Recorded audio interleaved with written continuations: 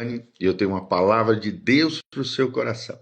Estamos na nossa série de estudos sobre o livro de Atos, Atos dos Apóstolos. Começamos lá no capítulo 1, já estamos hoje no capítulo 23. Então vamos nessa jornada linda, através das Sagradas Escrituras, estudando, de forma expositiva o texto bíblico, lendo a palavra de Deus, explicando a palavra de Deus e aplicando essa palavra no nosso dia a dia. Espero de alguma maneira estar contribuindo com o seu crescimento espiritual, com a sua maturidade, com o seu desenvolvimento na fé e que Deus nos ajude, nos acompanhe nessa jornada linda através da palavra de Deus, ok? Desde já dá um joinha, aperta no sininho, siga o nosso canal PR Giovanni ou então Instagram, Facebook, YouTube e Spotify da nossa comunidade Igreja Casa na Rocha. Igreja Casa na Rocha. Tá joia? Então vamos que vamos. Atos dos Apóstolos, capítulo 23, versículo 1. Fitando Paulo os olhos no sinédrio, disse: varões e irmãos, tenho andado diante de Deus com toda boa consciência até o dia de hoje. Mas o sumo sacerdote Ananias mandou aos que estavam perto dele que lhe batessem na boca. Então lhe disse Paulo: Deus há de ferir-te, parede branqueada. Tu estás aí sentado para julgar-me segundo a lei, e contra a lei mandas agredir-me? Os que estavam ao seu lado disseram: estás injuriando o sumo sacerdote de Deus. E respondeu Paulo: não sabia, irmãos, que ele é sumo sacerdote, porque está escrito: não falarás mal de uma autoridade do teu povo. Sabendo Paulo que uma parte do sinédrio se compunha de saduceus e a outra de fariseus, exclamou: varões, irmãos, eu sou fariseu, filho de fariseus. No tocante à esperança e à ressurreição dos mortos, sou julgado. Dita estas palavras, levantou-se grande discussão entre fariseus e saduceus, e a multidão se dividiu. Pois os saduceus declaravam que não havia ressurreição, nem anjo, nem espírito, ao passo que os fariseus admitem todas essas coisas. Houve, pois, grande vozearia, e levantando-se alguns escribas da parte dos fariseus, contendiam, dizendo: não achamos nesse homem mal algum. E será que algum espírito ou anjo lhe tenha falado? Tomando vulto a celeuma, a divisão entre eles, temendo o comandante que fosse Paulo espedaçado por eles, mandou descer a guarda para que o retirassem dali e o levassem para a fortaleza. Na noite seguinte, o Senhor, pondo-se ao lado dele, disse: coragem, pois do modo por que deste testemunha a meu respeito em Jerusalém, assim importa que também os faças em Roma. Quando amanheceu, os judeus se reuniram e, sob anátema, juraram que não havia de comer nem beber enquanto não matassem a Paulo. Eram mais de 40 os que entraram nessa conspirata.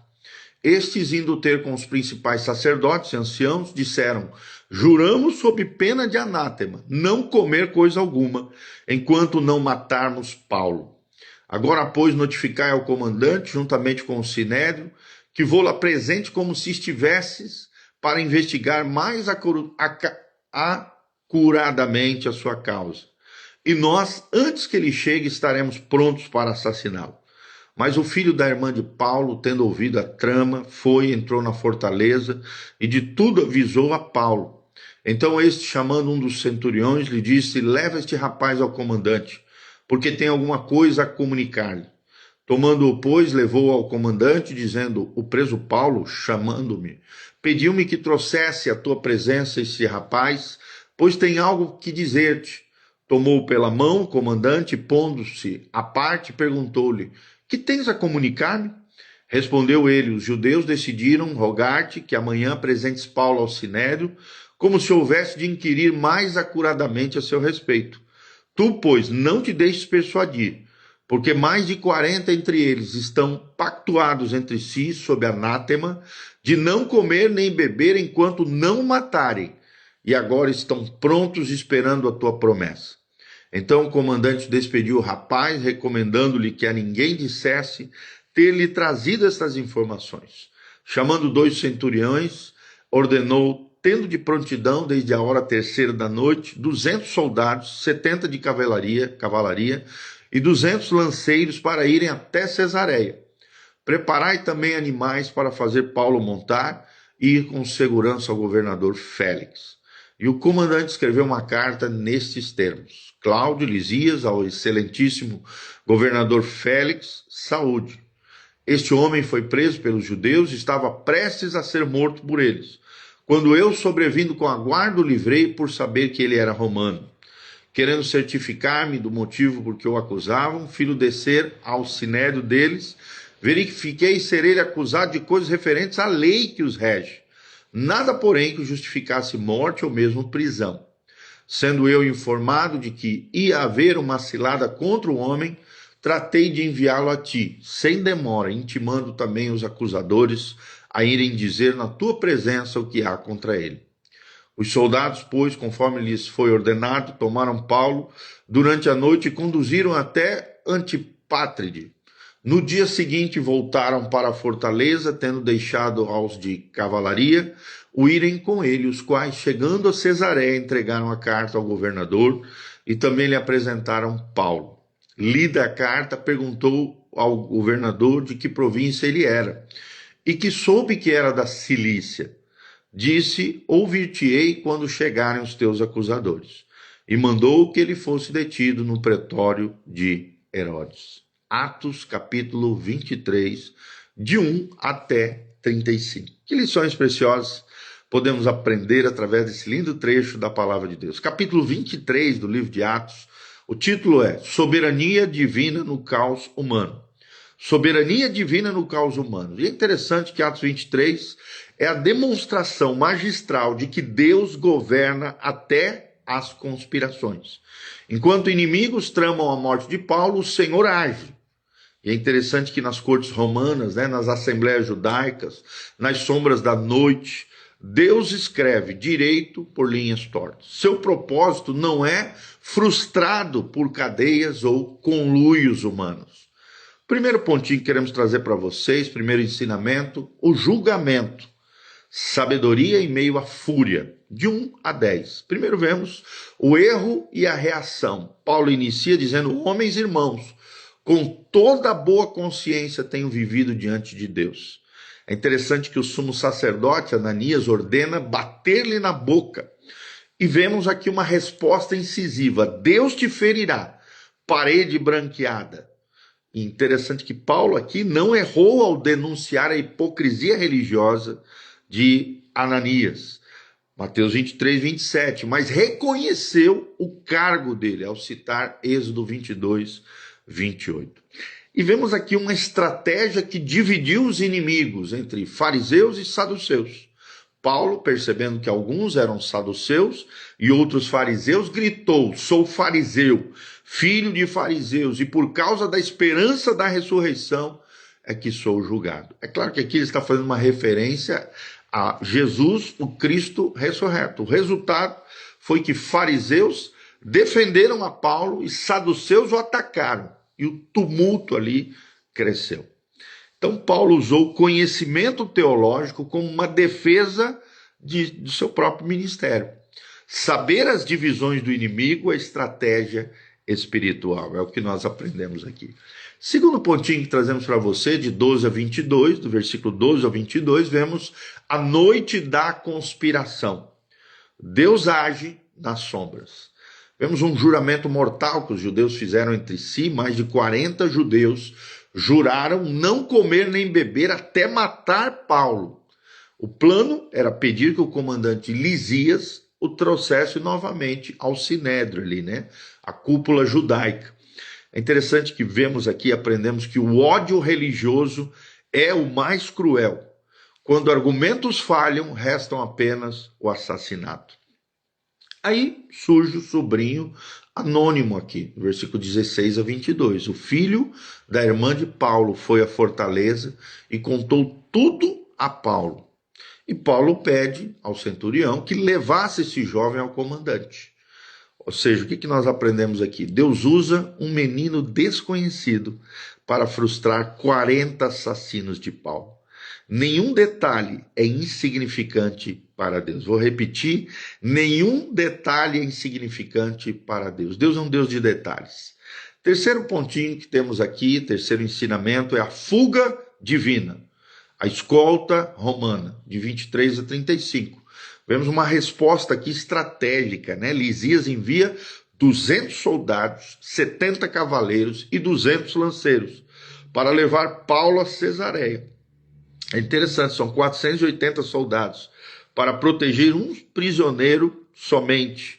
Quando Deus protege, ele exagera, queridos. E Deus é um Deus de proteção dos seus.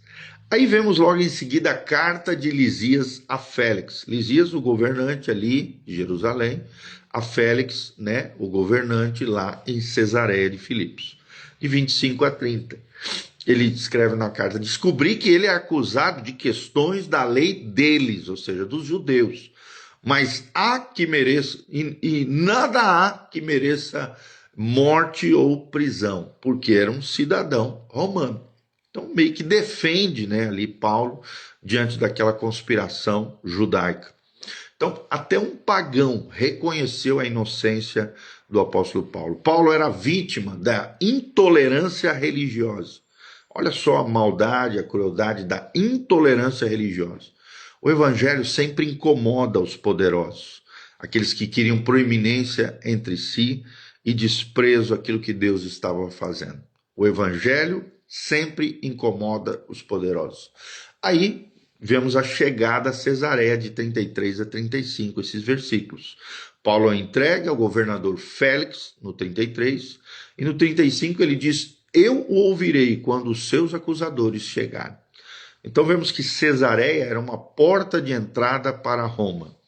Deus usou a perseguição para expandir a missão.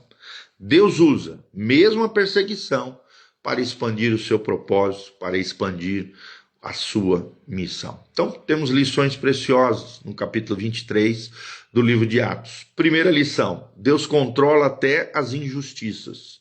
Ele nunca produz, ele nunca é responsável, é sempre seres humanos falhos, né? Mas Deus controla até as injustiças. Bofestadas, conspirações, prisões, servem aos propósitos divinos. E Paulo em Cesareia cumpriu o que dizia Atos 9:15. Segundo lugar, fidelidade exige sabedoria. Fidelidade exige sabedoria. Paulo usou conhecimento, estratégia e rede de apoio, aqui simbolicamente o seu sobrinho. Cristãos não devem ser ingênuos, devem ter conhecimento, estratégia e rede de apoio. Será que você tem conhecimento? Será que você tem estratégia em prol do propósito da missão de Deus na sua vida?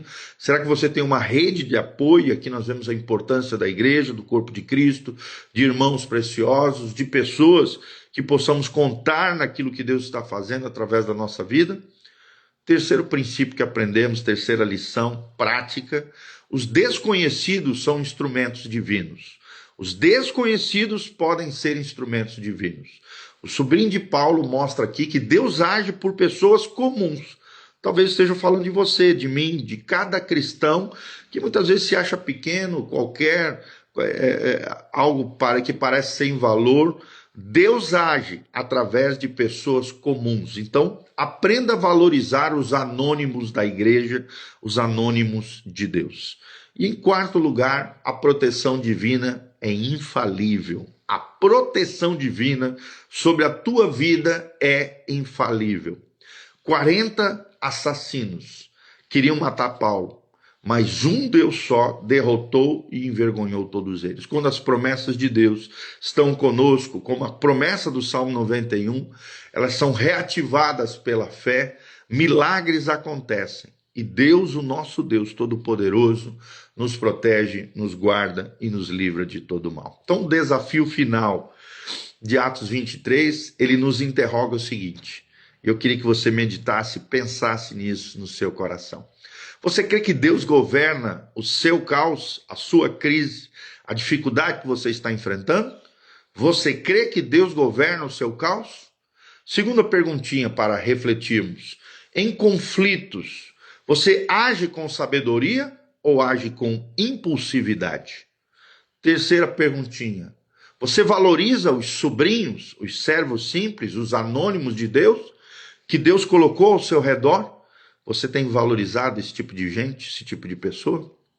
Então lembre-se, o mesmo Deus que mobilizou 480 soldados para guardarem a Paulo, enviou legiões de anjos também por você para te guardar e te proteger.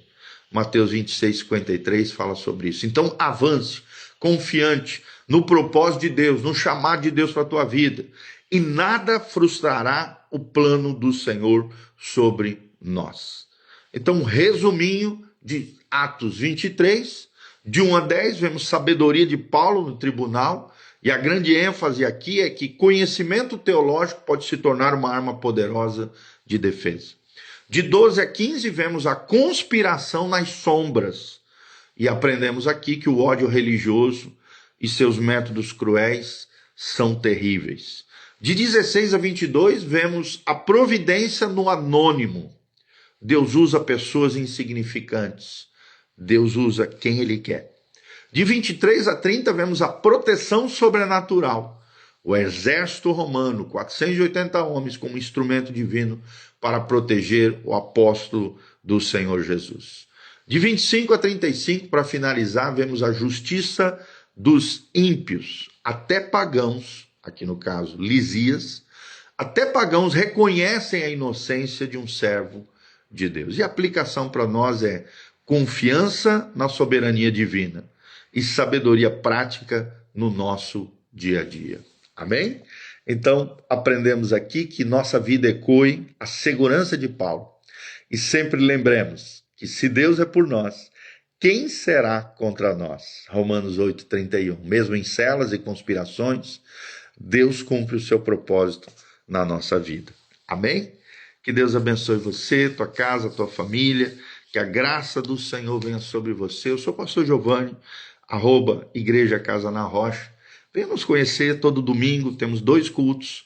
Escola Bíblica Dominical, domingo de manhã, às 9 horas, é um culto também matinal. E às 19 horas, o culto da família. Se você quiser estudar teologia, aprender mais sobre as coisas de Deus, crescer na graça e no conhecimento do Senhor, toda terça-feira, 19h30, Instituto Bíblico Casa na Rocha. E de segunda a quinta, nós temos células em diferentes dias, em diferentes horas. Se você quiser qualquer informação, entre em contato conosco nas redes sociais. Nós estaremos indicando uma célula, um grupo pequeno, um grupo de crescimento, para você fazer parte da nossa comunidade, tá bom? Que Deus abençoe você, tua casa, tua família. Quero mandar um abraço para o Adeilto Prosa, Ana Paula Rossi, sempre está aqui conosco, a Aninha Preciosa, o Márcio Curtis, o Reinaldo Ricardo, a Patrícia Genovei, todos, o Oswaldo, né, oficial aqui, o Cleito Magnoni, o Eduardo das Prisões, o Reinaldo Ricardo, todos os nossos amados irmãos estão aqui conosco, que a graça e a paz de Jesus, Adeilto Prosa também, que entrou. Você que entrou agora no finalzinho, esse vídeo vai ficar disponível aqui no Instagram, Facebook, YouTube e Spotify, para você ouvir, assistir.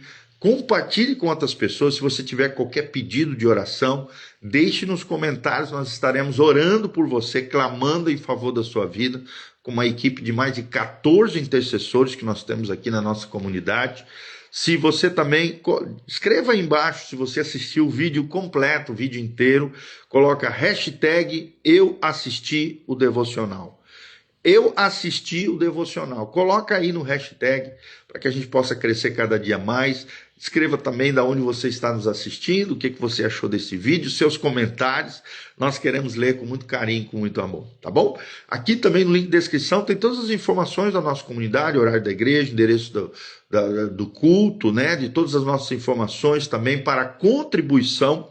Se levante como um cooperador fiel da obra linda que Deus está fazendo. E desde já nós agradecemos o carinho, o afeto, o amor, a generosidade dos irmãos. Que Deus te abençoe, prospere, te guarde, te proteja, assim como protegeu o apóstolo Paulo, tá bom? Um grande abraço, Deus os abençoe, louvado seja o nome do Senhor. Fagner Cardoso Lopes também, Deus te abençoe, a graça e a paz do Senhor, em nome de Jesus. Reinaldo Ricardo, lá de Paris, na França, que saudade, querido. Deus te abençoe, precioso. Tamo junto. Em nome de Jesus, em breve aí vamos estar te visitando, tá bom, queridão?